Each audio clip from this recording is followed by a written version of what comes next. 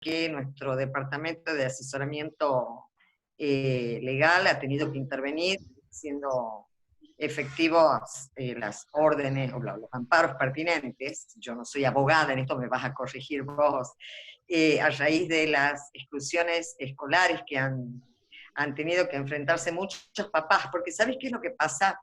Los papás pecan mucho de sincericidio. Yo les dije, yo les voy a pedir algo, no mientan, omitan, porque es distinto, ¿verdad? Vamos a inscribir a nuestros niños y muchas veces los papás decimos, bueno, pero mi niño tiene condición de espectro autista y sacan los diagnósticos, sacan los informes.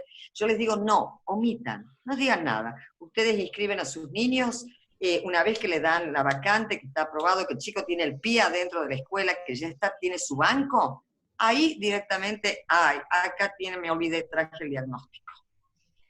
Sí, sí, tal vez yo lo manejaría de otra manera y diría, mi hijo tiene el derecho, necesito la vacante y después la condición del chico es algo que se va a ver con la maestra de grado, o sea, una vez que el chico esté integrado al aula. Pero también tiene que ver mucho esto de la concientización. Que tiene que bajar a todos los niveles, ¿no? Exactamente. A nivel sociedad, esto va a llevar un cambio, va a ir por un cambio cultural, pero las maestras tienen que tener materias que tengan que ver con discapacidad. Sí, sí. La Yo te maestra, digo, los médicos, los abogados, todos, ninguno tiene. bien dicho. ¿Por qué? Porque el tema del autismo, siempre digo yo, a cualquier profesional en alguna etapa de su ejercicio laboral le va a atravesar una situación como esta. Y no están preparados, los docentes tampoco. Acá en Tucumán, por ejemplo, los docentes tienen una formación académica muy limitada en lo que son los dificultades de aprendizaje y sobre todo los trastornos del neurodesarrollo que generan dificultades de aprendizaje. Cuando hablamos de trastornos del neurodesarrollo, incluimos lo que son, o lo que es la condición del espectro autista. Y cuando el docente decide tomar cursos de formación o de capacitación profesional, obviamente son cursos con puntaje, que eso los va a habilitar a poder ascender en su escalafón docente para que el día que tengan que jubilarse puedan jubilarse con una jubilación óptima, ¿bien? Y no se están dictando cursos sobre trastornos del neurodesarrollo con puntaje docente. Entonces, el docente no lo toma. Nosotros estamos, por ejemplo, yo actualmente estoy dictando una diplomatura con una universidad de acá sobre autismo y no hay docentes, no hay docentes. Y es la universidad la que lo dicta con certificación universitaria. Y es una diplomatura que abarca todas las áreas del desarrollo de una persona con autismo y atañe también desde la niñez hasta la vida adulta, cómo intervenir, cómo diagnosticar y cómo tratarlos. Pero bueno, no tenemos docentes. Y esto ya es un llamado de atención, ¿sí? Que nos preocupa sobremanera porque cuando hay desconocimiento, hay exclusión. Y nosotros siempre hablamos en materia de discapacidad, que discapacita más el contexto que la condición en sí de la persona con discapacidad. Y esto es grave, porque tenemos que empezar a cambiar esos paradigmas. El paradigma de la discapacidad ya cambió hace mucho tiempo, dejó de ser un paradigma asistencialista para formar parte de un paradigma biopsicosocial. Y se la ve a la persona con discapacidad como un sujeto de derecho. No como la persona que tiene que recibir el subsidio y nada más. No, es una persona que puede formarse, que puede tener una participación activa en la sociedad, que puede incluirse siempre y cuando le estemos brindando los servicios de apoyo pertinentes y oportunos a través de profesionales idóneos, porque también hay que tener en cuenta algo. Con la discapacidad no se lucra. Por algo yo te decía, Celeste, de que nosotros trabajamos para un segmento medio-bajo. Gente que por ahí es muy carenciada, y nosotros tenemos profesionales certificados en autismo, que se capacitaron muchísimo y recibieron su certificación internacional en autismo, y están atendiendo a bajísimo, pero bajísimo costo, y muchas veces de manera gratuita, a personas que no tienen la posibilidad de acceder a este tipo de servicios. Y la discapacidad ha movido muchas conjeturas y especulaciones, ¿no? Porque se dio el boom de la discapacidad, entonces vemos de dónde podemos... Lamentablemente yo por ahí no tengo pelos en la lengua y hay cosas que me sacan de casillas. Cuando veo profesionales que cobran, está bien, respeto, pero no coincido, ¿no? No, Porque creo que todo... por eso nos llevamos bien nosotras, porque es verdad lo que decís, Celia, y yo también lo comparto. Comparto, también sé que en la carrera de psicología, por ejemplo, la materia de discapacidad es una materia opcional. Acá Entonces, también. bueno, entonces, si vamos a atender a una persona con discapacidad y no sabemos lo que es la discapacidad, ahí para mí estamos lucrando. Pero bueno, la gente que me sigue, que me conoce, sabe también cómo pienso yo. Y para arrancar la charla voy a terminar ahora con una conclusión de una amiga, que la conocen todos, pero no voy a dar el nombre, que decía, hay gente que trabaja para la discapacidad y hay gente que vive de la discapacidad. Y Así creo que es. eso resume un poco lo que vos querías comentar. Bueno, nos habíamos quedado en los indicadores nacionales e internacionales, ya los habías dado a Sí, todos, ¿te faltaba algo? Tucumán. Tucumán tenemos aproximadamente cerca de 10.000 personas dentro del espectro autista. Tucumán es una provincia chiquitita, ¿sí? Y hablar de 10.000 personas, la cantidad de habitantes exactos de Tucumán, perdón. Estoy con el contador de la fundación acá al lado mío, así que me está... Tenemos 1.800.000, un poquito más de habitantes acá en Tucumán. ¿Puedo hacer una pregunta? Pero vos, ¿por Sí. qué pensás que es? ¿Porque se ha trabajado mucho en el tema, o en el diagnóstico, o por otra razón? Para mí, digo, yo tengo las posiciones que se ha trabajado en el diagnóstico y en otros lugares no, pero queremos tu palabra. Bien, es la pregunta del millón. Siempre dicen de qué depende este aumento tan significativo. Y depende mucho de que vamos creando mayor conciencia. Esto era un tema que no se hablaba. El autismo era una palabra cuco, como siempre digo yo, asustaba. El que iba y decía, mi hijo tiene autismo, la mamá del lado decía, no te juntes con fulano porque contagia. Eh, y a medida que se fueron formando agrupaciones de padres, de profesionales, se fueron generando ONGs que trabajamos en pos del autismo, se fue creando mayor conciencia y obviamente los papás comenzaron a alertarse y se recurrió al diagnóstico con mayor prontitud, que es lo que vos mencionás. Por supuesto que debe haber algún segmento que todavía no está identificado, que puede llegar a tener o presentar este tipo de condición, sobre todo segmentos poblacionales de muy escasos recursos, de zonas muy alejadas, zonas rurales. Por eso es nuestra intención acercarnos a sectores bastante más vulnerables, porque por ahí los papás te dicen, no, es tímido, no se da, yo era así de chico, y fíjate vos que cuando yo estoy en consultorio, los papás vienen a veces el hijo primero por el diagnóstico de autismo y después termina resultando que el papá tiene Asperger, ¿no? Porque en una familia se puede dar esto, ¿sí? O pueden darse los dos hermanos, o puede darse el papá. Yo tengo una mamá que tiene síndrome de Asperger y los dos chiquitos están dentro del espectro, los dos hijos de ella. Y esto tiene que ver justamente mucho con la información, pero también con los factores de riesgo, ¿no? Los factores de riesgo y sobre todo que tienen que ver mucho con los contaminantes ambientales. El uso de pesticidas en zonas de cultivos, donde la mamá está expuesta en sus primeros meses de embarazo. El uso mucho de todo este tipo de implementos informáticos y tecnológicos que caen en manos de los niños a temprana edad, y no es porque los va alienando, ¿no? Sino porque emiten ciertas ondas electromagnéticas que eso impactan en el cerebro. Todo esto tiene mucho que ver, entonces hay que tener cuidado. Si bien los chicos con autismo tienen una fuerte debilidad a estar conectados con su celular o en internet, pero bueno, hay que tener cuidado en general de que los chicos tengan un horario específico para poder utilizar Internet, ¿sí?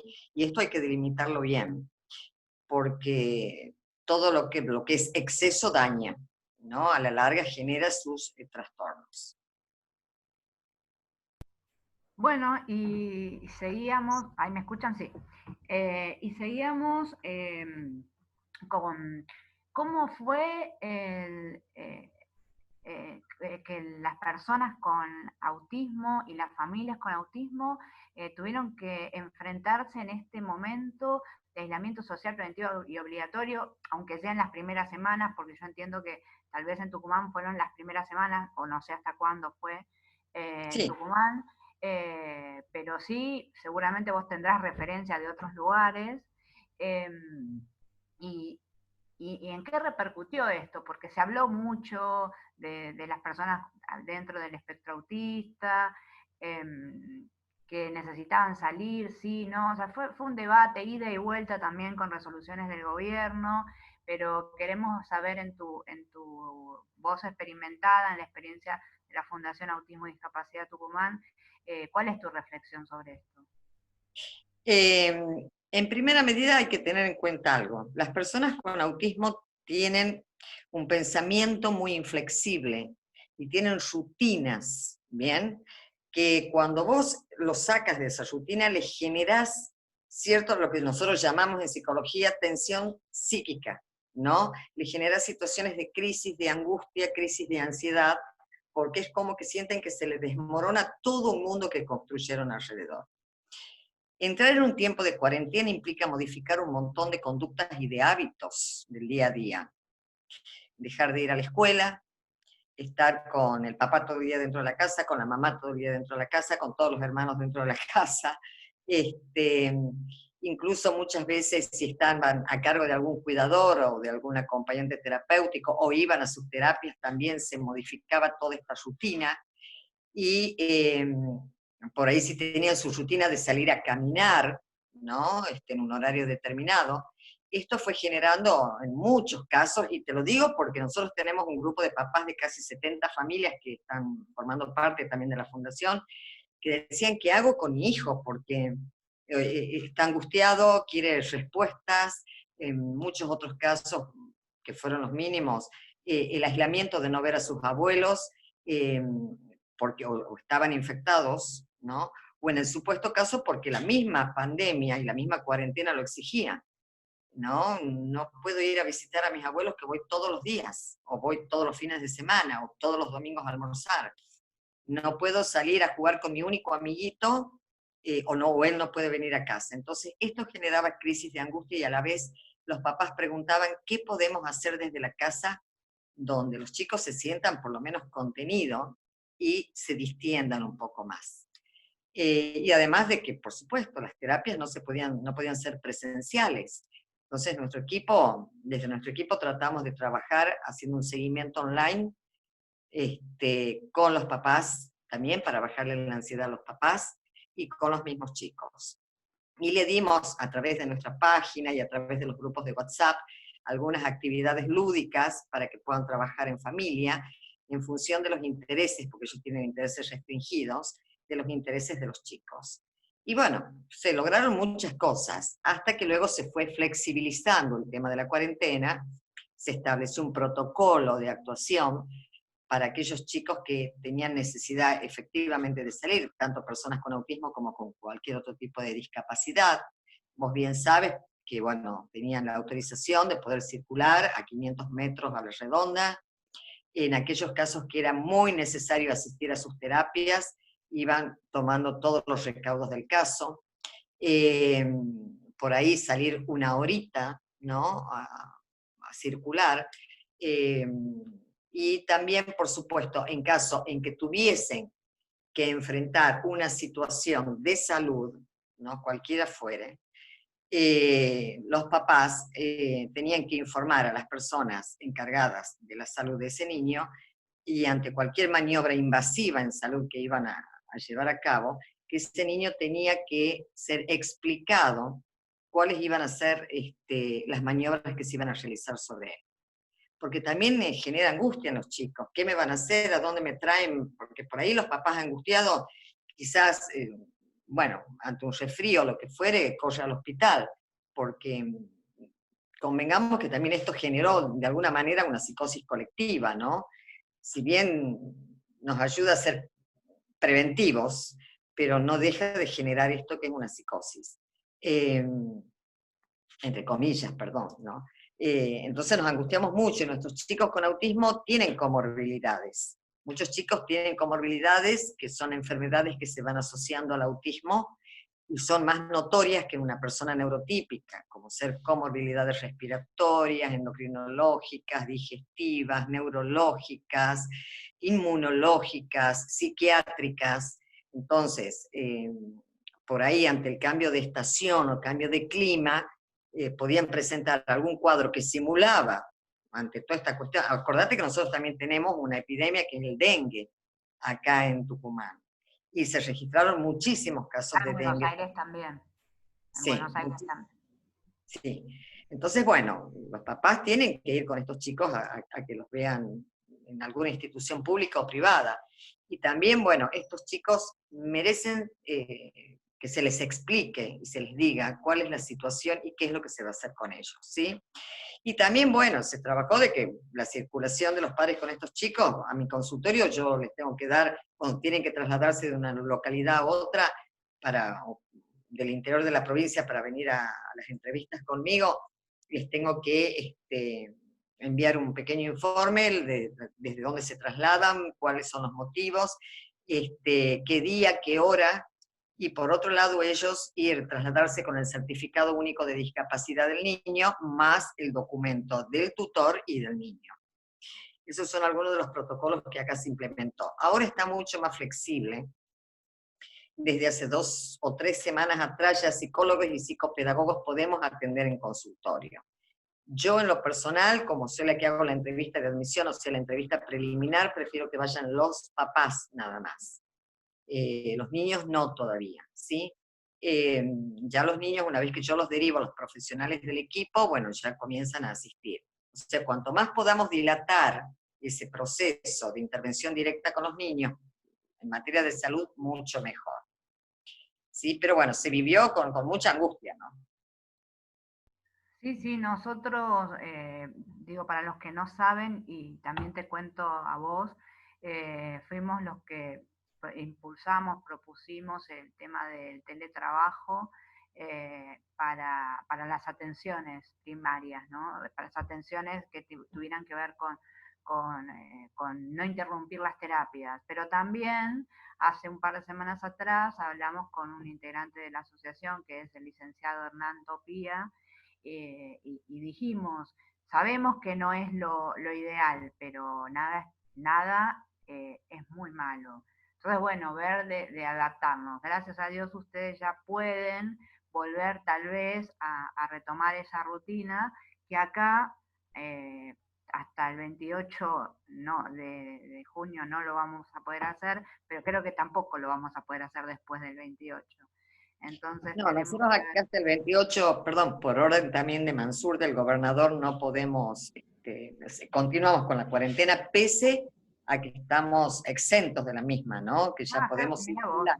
no sabía, bueno, ves ese detalle no lo sabía, había escuchado que el aislamiento social preventivo y obligatorio seguía para Buenos Aires y el AMBA, pero bueno, también somos un país federal y los gobernadores tienen la potestad de tomar estas decisiones. Y bueno, y hay algo que me parece muy interesante y que lo tenemos que hablar es cómo incorporamos a las personas con autismo ya en la educación ya dijimos, pero en el trabajo, porque eso va a hacer que la persona pueda tener una vida plena, independiente y autónoma, como dice la Convención. Porque lo que dice la Convención es una vida autónoma, pero una vida autónoma sin poder vivir de lo que uno trabaja, ¿no? Del sudor de su frente, sin poder realizarse, sin poder estudiar lo que uno quiere. Y nosotros siempre vamos un poco más allá, lo hablamos la semana pasada con el representante de la OIT, no solo que la persona con discapacidad trabaje en lo que quiera, sino como quiera, si quiere teletrabajo, si no quiere teletrabajo. Entonces nosotros vamos un poco más allá, vamos por el trabajo, vamos por el cupo laboral, vamos por el trabajo en el ámbito que la persona con discapacidad quiera trabajar y como quiera, ¿no? De la modalidad que quiera. Pero bueno, te escuchamos. Exacto. Acá lamentablemente, bueno, ese cupo no se cumple, ¿sí? Yo pude ver que en otras provincias, sobre todo en personas con autismo, empresas privadas estaban contratando a personas con esta condición, se respeta, por supuesto, sus intereses restringidos, se hace un perfil de habilidades y fortalezas de estas personas, que también las tienen, y se los ubicaba en determinada área de trabajo donde puedan ser efectivos.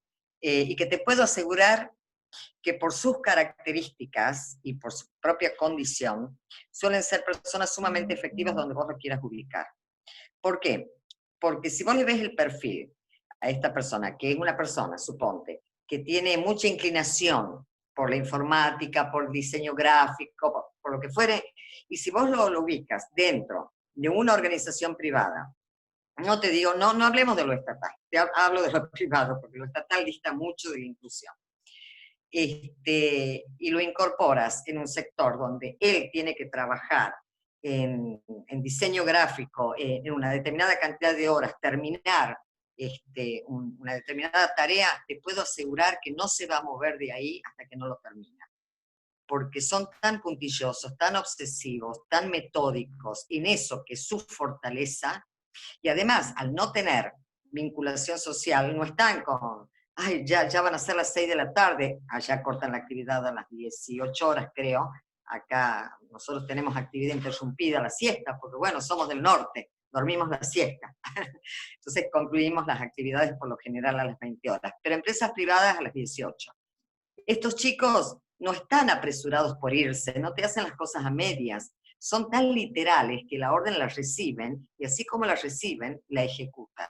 Entonces no saben lo que se están perdiendo. También pude observar que por ahí hubieron microemprendimientos, donde fueron una agrupación de papás que decidieron poner su dinero y generar un microemprendimiento con un grupo de chicos con autismo que manejan o panaderías, o manejan restaurantes, o manejan bares, y también con chicos con síndrome de Down, ¿no?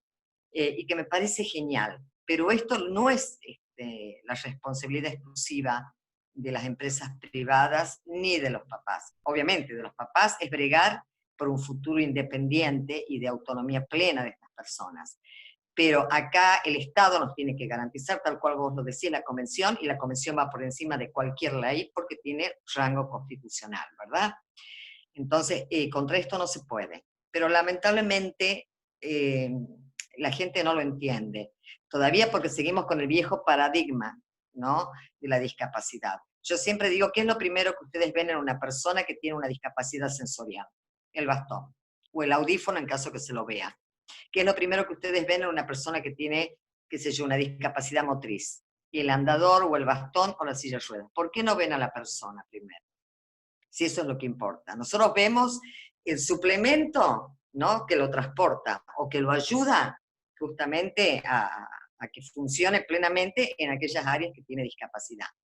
Pero no obstante sigue siendo persona, y no obstante puede tener todas las posibilidades para poderse incorporar. Volviendo al autismo, una persona con autismo se puede realizar plenamente.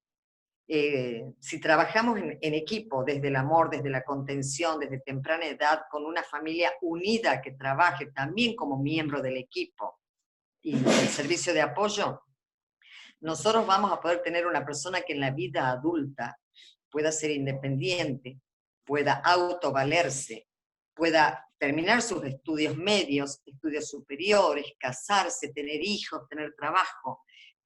Hay un personaje, después si lo querés lo googleás, Ramón Cererols, que es de España, que con 51 años le diagnosticaron síndrome de Asperger.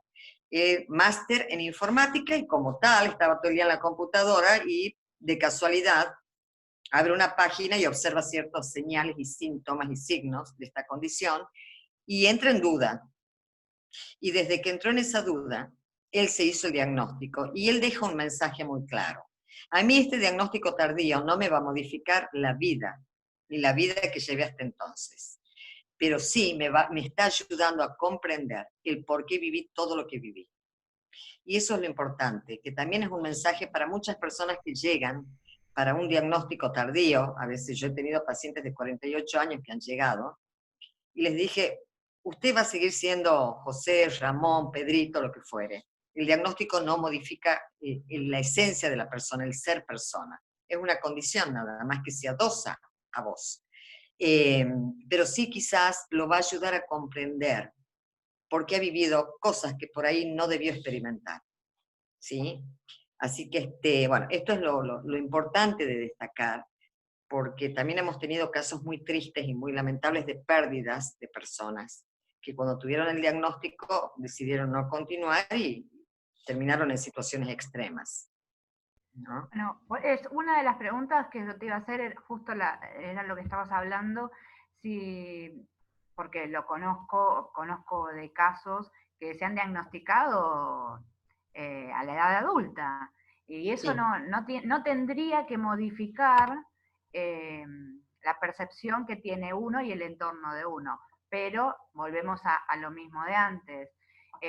Si no hay concientización y no hay un cambio cultural, porque podemos pasar del modelo médico al modelo biopsicosocial, como dijiste vos, en los papeles, pero si no lo hacemos en la realidad, y acá. vamos a seguir viendo la persona, vamos a seguir viendo la silla de ruedas, el audífono, el bastón, que es lo más visible, ¿no? Porque yo cuando estoy sentada, la cuento de nuevo, pero digo, el público se renueva, chicos, así que me perdonan que lo voy a contar de nuevo. Eh, Fui a una entrevista en la tele y estaba hablando de discapacidad, así recontra empoderada, como habla yo. Porque nosotros, las personas con discapacidad, y me mira Robertita Funes y me dice, vos sos una persona con discapacidad. Claro, pues yo estaba sentada, no Claro, me iba entrerengueando, ¿viste? Entonces, bueno, no, la gente no está viendo a la persona, como decías vos, está viendo a los apoyos, a lo que te hace el tema de ser lo voy a poner entre comillas, por eso hablaban antes de discapacitados y ahora hablamos de personas con discapacidad. Pero lo que queremos hacer también con esta ciclo de charlas, nosotros venimos hablando de discapacidad, como lo dije al principio, hace mucho tiempo, y hablamos de discapacidad porque para esto mismo, para que la gente conozca, para que la gente no se asuste cuando le digan tu hijo tiene autismo, es una persona con autismo, y la verdad que vas a hacer este camino. O usted, señor de 50 años, es una persona que tiene esta condición, pero no la tiene ahora, la tuvo toda la vida, no va a cambiar, no va a cambiar la persona, como dijiste vos, de ser Celeste, de ser Celia, de ser Leandro, Fede, que son mis amigos acá que me están acompañando. No van a cambiar esta condición, no va a cambiar la persona por esta condición que tenga. Ahora, eso por dos, por la persona y por el entorno. Muy triste lo es, que contaste de personas que no han podido enfrentar esto, porque no es que las personas no pueden enfrentar esto, es que la sociedad no está preparada. Por eso estas charlas y estas charlas tienen que ver no solo con nosotros, que somos grandes, sino estas charlas tienen que ver con poder llevarle también a la juventud y a los chicos eh, el tema de cómo, del tema de la discapacidad. Y tan importante es la inclusión en los colegios, porque ha pasado, yo sé que quedan poquitos minutos, pero quiero contar, te cuento, ha sí, pasado que en colegios en donde se han incluido niños con discapacidad, a los compañeros no les tuvieron que explicar de más grande que es una persona con discapacidad, porque han crecido con eso. Lo que pasa es que venimos de un modelo en donde la familia primero no lo acepta, y entonces ahí es donde tenemos que incidir en las personas desde chiquitos, para que nadie esté exento de una discapacidad. Yo lo repito, el público se renueva. Yo adquirí mi discapacidad a los 20 años, entonces mis papás tampoco estaban preparados para tener totalmente. una hija con una discapacidad. Te cuento un dato breve. Nosotros desde la Fundación dictamos charlas en escuelas a alumnos desde cuarto grado en adelante, A veces en las ferias de ciencia los chicos nos llaman para que demos una pequeña charlita, ellos mismos exponen, también acompañan en la exposición, porque ¿quiénes son las mayores víctimas de bullying? Son los chicos que tienen o presentan esta condición. Y fíjate vos cómo les cambia todo esto, porque tiene un efecto multiplicador. Vos vas y cuando comenzás a charlar con estos chicos en clase, entienden que su compañerito fulano de tal, y está el compañerito ahí, porque él aceptó de buenas a primeras su condición. Y lo que más quería era que el resto de sus compañeros lo supieran. Entonces cambió esta mirada, pero eso depende mucho de cómo nosotros vamos con la información en las escuelas. Entonces estamos preparando al voluntariado con este ciclo de capacitaciones internas para que ellos también se planten ante un grupo áulico de niños o de 9 años en adelante y se hable, porque lo que queremos no es normalizar, sino naturalizar la discapacidad, que es lo correcto, ¿no? Entonces, venimos haciendo un trabajo de hormiga, pero te puedo asegurar que vamos viendo sus frutos.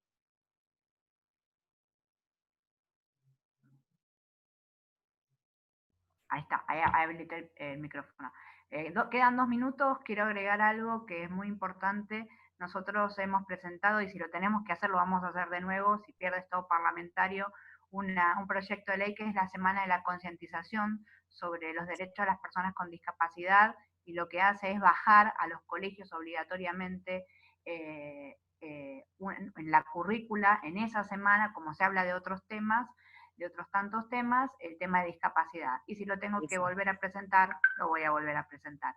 Quedan Bien. 2 minutos, Celia, yo Sí. te doy miles de gracias, te vamos a volver a invitar porque veo que hay mucha gente y el tema del autismo, como vos dijiste, era un tema de que no se hablaba, pero en realidad de toda la discapacidad no se hablaba, no solo del autismo. El autismo es como un tema un poco más sensible por ahí, Sí.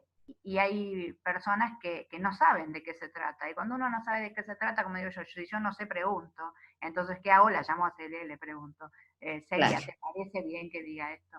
Bueno, Está pero te bien. agradecemos a vos, a toda la gente de Autismo y Discapacidad Tucumán, de la Fundación Autismo y Discapacidad Tucumán, que la pueden seguir en el Facebook, y ahí van a ver que Celia es una genia más allá de lo que vimos en este momento. Así que bueno, te dejo para que cierres. Bueno, yo antes que nada, un abrazo enorme. Recién estaba leyendo ahí el comentario de una persona que de Entre Ríos creo que dice que tiene Asperger y que pueden llevar una vida absolutamente normal, y yo les puedo asegurar que así es.